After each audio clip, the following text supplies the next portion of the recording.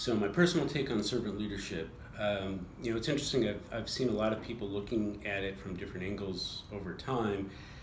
Me personally, just to boil it all down, is what can I do to make my people successful? How do I show them that I actually work for them and they don't work for me?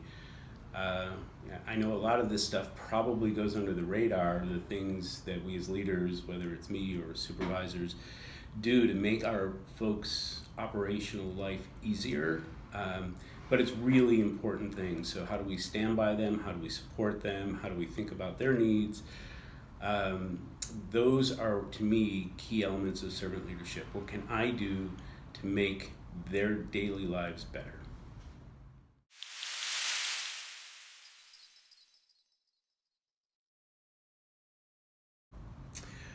My servant leader focus area is community building, and I selected it because when I looked at the results of my feedback from the Servant Leadership Challenge, the one area where both me and my reports were in fierce alignment was I was low in community building, which isn't a surprise.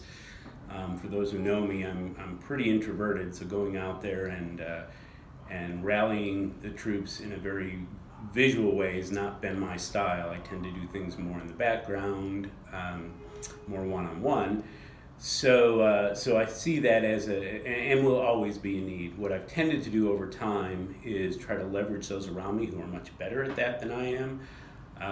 And that's still the approach that I'm seeking to achieve. I don't think I'm going to become an extrovert. I just need to recognize where my strengths are and where the strengths of others are and try to take advantage of those.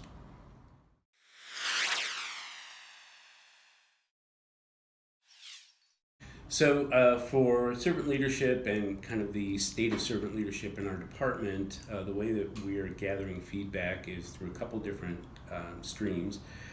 First off, we've been doing the Servant Leadership Challenge, so getting feedback directly from our peers and our direct reports through the survey. That was one method. Using the feedback that came from the surveys that came out from the Servant Leadership team was another. We've done our own surveys internally to understand where there are gaps within the team. So we've looked at all of those, and we've started to incorporate that information into our leadership team meetings. We've actually kind of abandoned the old format of a inform weekly leadership team meeting in the warehouse and changed it to be more a series of discussions on different topics around servant leadership or lean leadership, and gathering feedback directly from my direct reports, but also going out, walking the floor, and getting feedback from the team.